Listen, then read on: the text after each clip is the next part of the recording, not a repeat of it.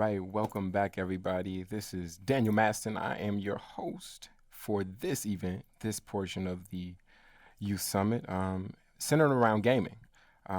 Definitely talking about the fact that gaming is now not just the gaming of old, the gaming where you didn't own anything, you just played. This is the new generation of gaming, blockchain gaming, crypto-based gaming, and play to earn gaming.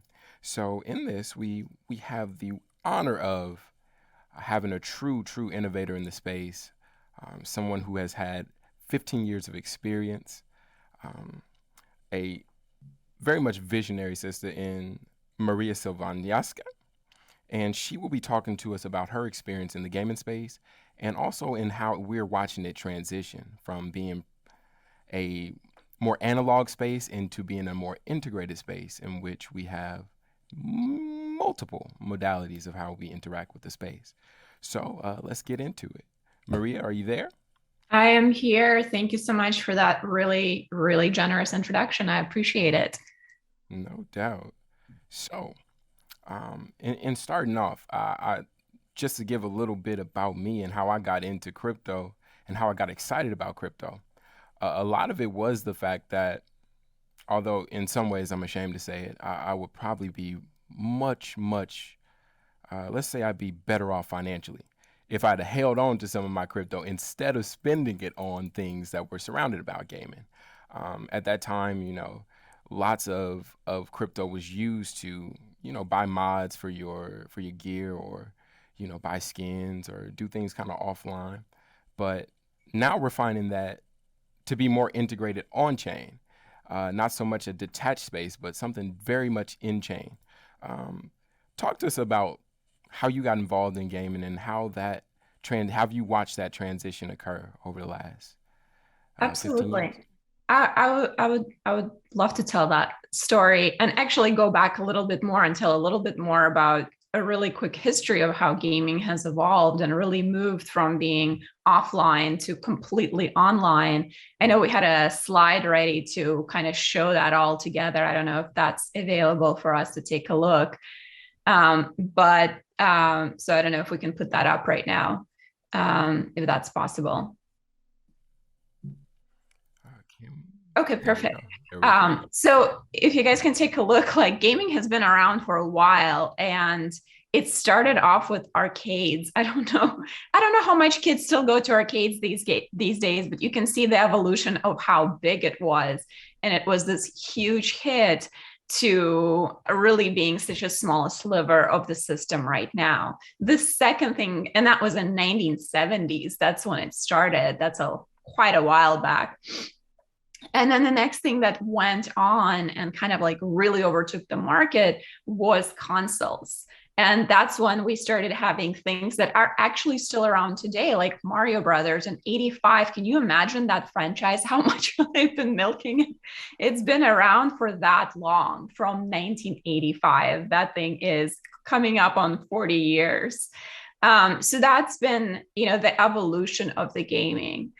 So from consoles, then we went into PC world. This is where the online world started to emerge really early on. And then with the explosion of mobile, this is where we squarely turned off from, hey, you purchase a thing and it sits on your device, whatever that device is, and then you just kind of interact with it, to really you're becoming a digital community where you're engaging with other people, with other players, and the content itself is being created not just by big studios, Microsofts and EAs of the world, but it's being created by users and creators from all over the world. This is where crypto really comes in to take place in this digital economy that allows kind of democratization of the economy in this digital world. And this is a lot of where the future of the gaming will be. We have squarely transitioned from buy once and then keep buying different single titles or franchises to games as a service, where updates are pushed to you live, where updates and events and things can happen with other players, where content can be created, not just by studios, but by players, where you can own things in the digital world and it can be persistent. And this is where crypto can play a really large role, whether that be with NFTs, whether that be with digital merch, whether that be with monetization of content altogether. So that's kind of short history. Awesome. You brought up something very, very important, and it sounded to me like kind of like you brought up mobile, like how we interact with mobile in the gaming space now. And personally, I think about Clash of Clans instantly. Like Clash of Clans, it was probably one of my first mobile games that got me into just the concept of gaming, and I spent a lot of money in it. And exactly what you said, it was buy once, use, and see no return. In what ways do you see crypto in this ecosystem, and how is that structurally embedded in gaming? I know we talked about the fact that it's become a point, but how is it embedded actually? Like, what kind of interface do we see between crypto and gaming now in the space? Yeah, it's a really evolving space, but it's definitely a space that is growing. And so the way it is fully embedded is you don't need an offline currency to be able to input and to be able to be part of the economy. The whole economy is completely digital and completely integrated. You never need to go and match a bank account or a credit card to something. It could be fully digitized, fully distributed the way crypto is, right? So you can think of that from all kinds of different types of gaming, everything from things that are more for adults, that are more like gambling specific, things where people are trading money or making a lot of money by just being a player, to things that are much more appropriate for young adults and kids. That could be in terms of earning things. It could be, play to earn, what you mentioned, things like that. But the economy is digitally integrated into the game itself. The payout could be digital integrated for people who are part of that ecosystem. And nothing needs to be taken out of that ecosystem to exist together. So it's a much more cohesive system, much more holistic system. And now with NFTs and other ways of people monetizing, it just creates other novel ways for people to own their digital identity, to to contribute to the economy of gaming in ways that just didn't exist before. Excellent. Okay. So I know people are probably going to ask this, especially a lot of our people that aren't quite involved in gaming. What does that mean? Like, what does it mean to have ownership within the game? What does it mean to have a digital identity in the game? I mean, a lot of folks, like we said, like a lot of our entry into gaming was analog gaming. Like you play it one time, you go to arcade, you get a PS3, you get a PS2, you get a Xbox, whatever you play, you buy the game, you play it. But what does it mean to actually, like you said, have ownership or have these assets integrated in the games, either in the form of NFTs or in property, et cetera, et cetera? Like, what does that look like? Yeah, let me give you a few examples where people tend to start getting involved and how. So, for example, something like fan art, you drawing something that was inspired by your favorite game, World of Warcraft or whatever it was, right? That could now become digital art. You could transfer that to digital art. That can become part of an ecosystem that you sell as an NFT in a limited quantity that is persistent, that you now share with other users. And you have a digital currency that you get back out of that. You never need to take it out, or you could take it out depending on, this is part of the next conversation we're going to have. But, as it becomes more or less specific digital worlds that you're part of that are separate, and becomes more of a metaverse where it's more integrated, right? So for example, if you pay with a Venmo to somebody, you can take that out and transfer it to anywhere else in the digital world. It doesn't stay in Venmo only. So at some point, your NFT could be taken out of this one game that you purchased it in and be used everywhere else to represent you digitally, with your digital identity in the more of the macro world of the metaverse, the digital world that is more embodied than the internet is right now. And so that is an interesting way to do that. You could be, you talked about mods, right? Like you could be creating a mod, you could be creating a digital event, and people could be supporting you. Even like think about something like Twitch, right? You could be supported with just people donating to you because they love what you're creating just as a user. It doesn't even need to have to pay to participate. It could be a donation, and people are very generous when they feel like you're delivering value to them. All of that could be done in cryptocurrency. All of that could be done as a, digital merchandise and things like that, that you keep in this digital world, and never really needs to be taken out into real world if you didn't want to, but is persistent.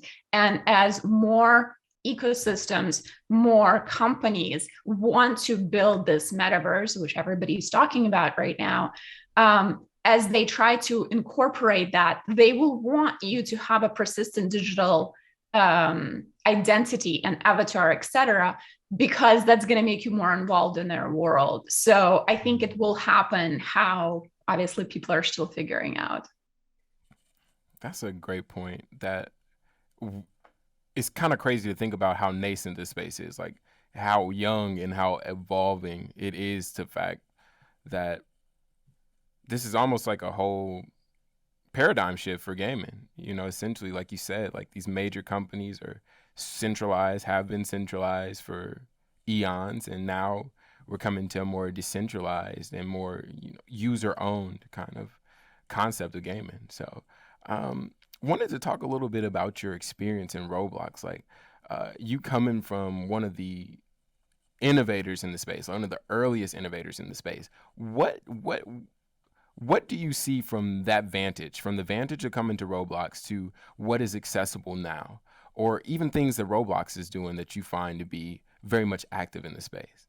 Yeah, I mean, when I started at Roblox, it was very much of a PC world still, which is crazy to think about because you look at that chart and like mobile is dominating, right? Like the number of mobile use. But when I was starting, Clash of Clans was like the thing, right? Which is a top-down little game. It's not more embodied. It wasn't, again, downloaded. It wasn't that it was streamed or anything like that. And so I have to give credit to our founder, Dave Bazuki, who pushed for mobile, and the company was like, what are you talking about? There's no way we can make mobile games 3D, and like that's not what people do. And he was like, no, that's going to be a thing, I tell you. And he was right. There was a few other paradigm shifts that were much more, the company first started thinking like, oh, okay, we're going to create some content, and very quickly realized, no, we're never going to be as innovative, as prolific, as specific as our users. Like, users are the ones who should be creating content, and we should build tools to help them do that. And that was actually a paradigm shift for me. I came from big entertainment. It came from Disney, like the best content in the world, right? And so I was a big believer in beautiful stories being told by professionals. And it was a really big switch for me to be like, oh, actually, no. The best people in the world to create the best content are actually people who are using your product. And they could be kids. Like they don't even have to be adults. That was really, really a big switch for me, and a really big thing for me to be like, well, actually what we should be doing for every product is building a community around it. And those are the people who are going to elevate, motivate, give it life, and give it longevity. And kind of been following that path ever since. That's awesome. And I know we're tailing out on our time a little bit, but I wanted to ask you something very, very specific. And I think this is something that, particularly for the fact that you mentioned it so on point too, uh, that there are so many youth, so many young people, like even kids in the gaming space, and we're seeing this concept of guilds, guilds and scholarships and basically financial support for youth that are creating gaming, for one, youth that are active in gaming, but also for the entire concept and ecosystem of gaming is becoming a real integration to the point that they're not separate. It's there. What do you think about that? What are some places and spaces that you've found to be very much that you found to embrace the youth? Yeah, I Um, mean, we definitely embrace the youth at Roblox, and the company still does. Um, Most of the top performing games on Roblox still to this day are created by people who came on the platform at 8 or 10 or 12 and played for a year or two, and they said, well, I see this cool little mod, but what would be cooler if it also did this? And then started playing around with tools, which are all free there. They use a pretty high level language, Lua, which is a very language based. Like it's pretty easy to learn. There's hundreds of tutorials. You can find anything you want on YouTube because people have been doing this for a while. Um, and so kids got into it, and then they started sharing information with each other, and they started creating, and as the company helped grow the audience then and created an economy, they started making money. And so a lot of our top developers were people who were coming from like not necessarily super underprivileged, but pretty remote places that didn't have a community for them to either play games or to be in tech or to do these things. And Roblox was their community.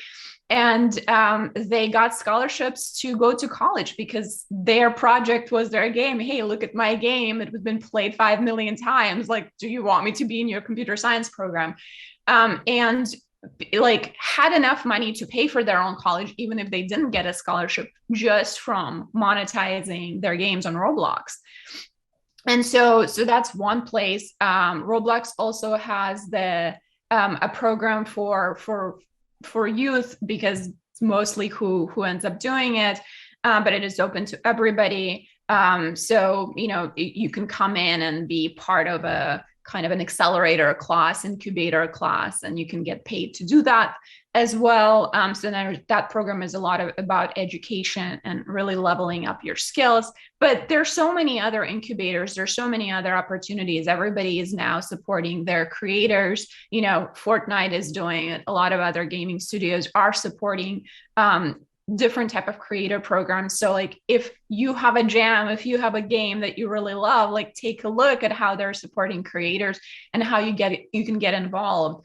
And if your parents are telling you like gaming is for slackers, like show them the money, because gaming is an industry that is by far bigger than any entertainment, any movies, any music. It is humongous and only growing.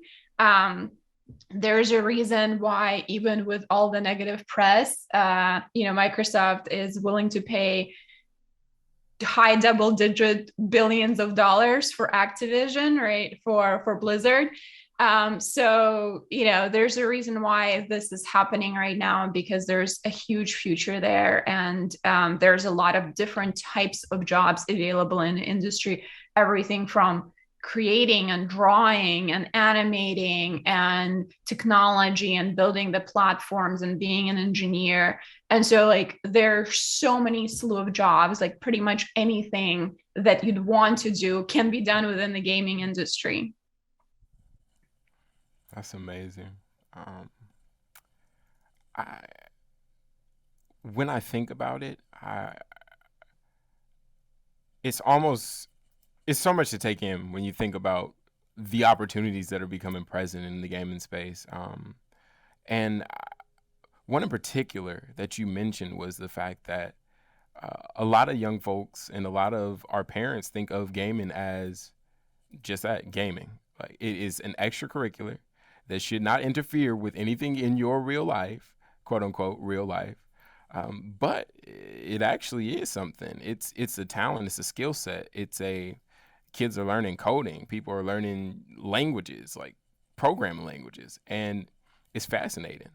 Uh, are there any other projects that you know of, particularly crypto based, in which incubate not just young people, but all into the space, uh, either in the gaming guild sector or actual play to earn games? Like, what are some games that people could play right now and earn from or have ownership in?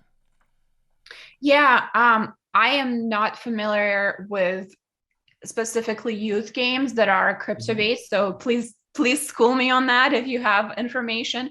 But there are a lot of resources. There's a lot of organizations similar to Hour of Code that provide a lot of education, and pretty much all the service as software as a service games now have opportunities for you to own things or to be part of the community in a way that makes money for you. So Fortnite is definitely doing it. You could be contributing to that ecosystem as a not just as a creator, but also as an influencer. So you could be doing things on Twitch, you could be doing things on YouTube.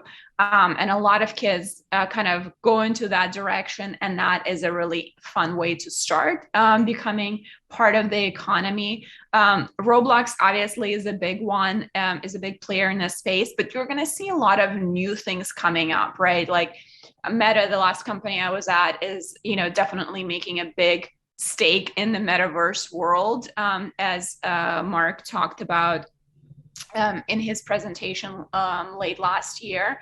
And that's going to be NFTs, and that's going to be crypto, and there's going to be digital currency there, and that space is already available. So I think VR is going to be a really interesting one to watch as people become engaged in that space, and that is a very embodied place where your digital identity becomes even more salient and important, and will allow for a lot of different ways for people to engage. There are VR apps that are already places where people can monetize, like VR chat. It's a big one. They have 10 million users already, and it's a cross-platform place, and you can start on mobile or in VR or cross. And that one is a location where people can start monetizing already in a digital currency space. Speaking to that last point, what would someone need to be able to do that? Do they need to integrate a wallet? Do they need upfront money? What do they need to do to interact with that kind of technology? Yeah, different companies do it differently, but basically the reason why you would want to become part of part of an ecosystem is because they have everything set up. So you don't really need to you basically just need to register, and they make it easy, right? As long as you're producing content that people want to engage with, they make it really easy for you to become a member of the community in a paid way. Now, do you find out about these opportunities? Would it be something that you would find out on Twitch or find out on Discord or Twitter? What's the most readily available stream of kind of information on that space? I think the most consumable is probably Twitter, just because it's easier to see a lot of things at the same time and quickly. But then once you find your jam, once you find something that you're excited about, then you delve down into that community, and those communities sprawl across all kinds of platforms, starting from Discord. But a lot of, especially the VR communities, like the reason why Discord exists is because people couldn't chat easily in voice chat and other when they were playing, right? So in VR space, that has been solved. Your voice is integrated and you're speaking there. So a lot of communities live right there in that product. And so you kind of find your ways there. And obviously social media exists for all of them as well. But yeah, they tend to congregate in the product and then share information across other venues, YouTube, etc. That's an excellent point. I'm trying to see if we can get some of the questions from the audience. See if there's anything that they might want to ask you, and just ask of the gaming space in general. Um, what would be some of the use cases of in-game assets that are bought within the game? Yeah, all kinds. So there's a whole scope. So everything from what we talked about, which is digital merchandise, which they call Verge these days. So you could be making those assets for the avatar. You could be making assets that are in the game. So there's could be a beautiful painting in a castle that you're playing in. Somebody has to make that painting. That could be an NFT, right? That could be a digital space. That could be a gallery that changes the paintings in the space that you're playing in. Somebody has to actually build the castle. That's a whole different place and piece and a skill set. So there are different people who are builders versus coders. Coders are people who think more about the game play, and builders are people who make the space that the game takes place in. So all of those are things that you need to contribute to a game and could be monetized within the game. And then as a player, a lot of times the things that you're buying are things that make you move through the game or the experience faster. So that could be power-ups or gives you more power, more lives, or things like that. That's another thing that you could be purchasing within the game. And then the last thing that is being experimented with, and I think will grow quite a bit significantly in the next, little while, is VIP type of access. So think concerts, think performances, think access to a person. There's a lot of things that are happening in terms of education that could be digital and VR, that could also be paid, therapy, tutoring, anything you can imagine, all of those experiences. So not just games, but experiences could be paid. A big use case that kind of sprouted on VR that was not as fully intended was actually fitness. So there's fitness apps on VR that have a personal trainer, and you can buy a pack of new songs or new workouts or things like that. And so that's a really interesting use case that's been really fun for people, especially over the pandemic. It's sounding like gaming has turned into something that has really integrated multiple multiple spaces within the overall crypto space. I'm hearing, of course, we'll talk about the metaverse later, but metaverse integration, we're hearing like decentralized music, decentralized ownership, DeFi, kind of all these things merging, and the gaming space being that, however quietly is kept, or being that space that kind of bursts that that mescla that we have. What do you see the future of gaming being Yeah. in our code? Great question. Thank you. Sorry, I didn't mean to interrupt. But yes, so when we were doing research in terms of who are the first users of the metaverse, who are the first users, they're gamers because they're young, they're innovative, they're open to new modalities of doing things. To me, I think gaming is going to get blurred.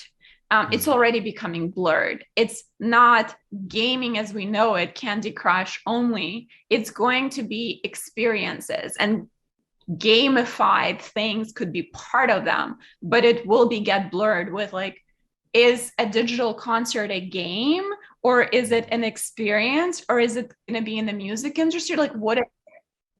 And so I think as we move out of this, like, here's what game is and here's what game isn't, it's going and go towards more of that metaverse world where everything is integrated. The gaming experiences will become more integrated as well. So you could be gaming, but then you're also hanging out with your friends, but then you're also going to a concert, but then you're also building something together. And all of those is a digital experience, kind of rooted in gaming, but also so much more. Excellent point. We have one little quick question from the audience that just came in. Do gamers need to go to college to make money in gaming? I am very pro education. I think look, college is not for everybody, but and these days it can be pretty expensive. But I think education is always a way for you to learn how to solve all kinds of problems in your life, and you can also always find application for it. So I've definitely known some people who were able to make it, who were kind of prodigies and didn't need to go to college.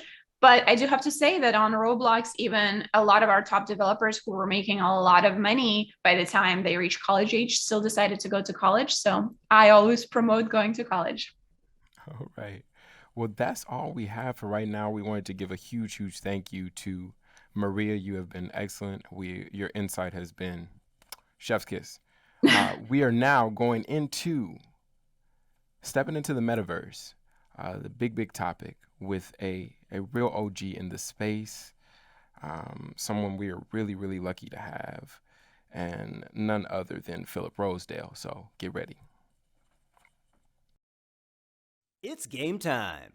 We got a brand new game for y'all. It's called Play Attention.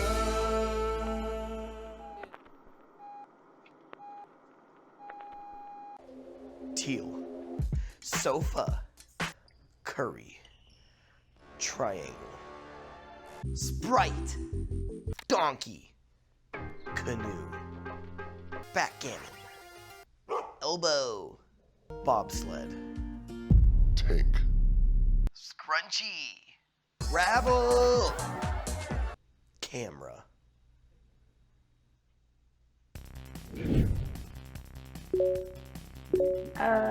Mac and cheese. Crunchy. Oh, I tried. Rowboat. Oh, I don't know. Canoe. Canoe. I don't even know what I he even said. tried to like word associate. Oh, 80s? Love songs? 80s hits? Bobsled. Love songs. Skiing. Bobsled? Bobsledding? Bobsled. Yes. Yeah. I feel like I kind of cheated on that one. Just stripes. Stripe? Stripes? Teal.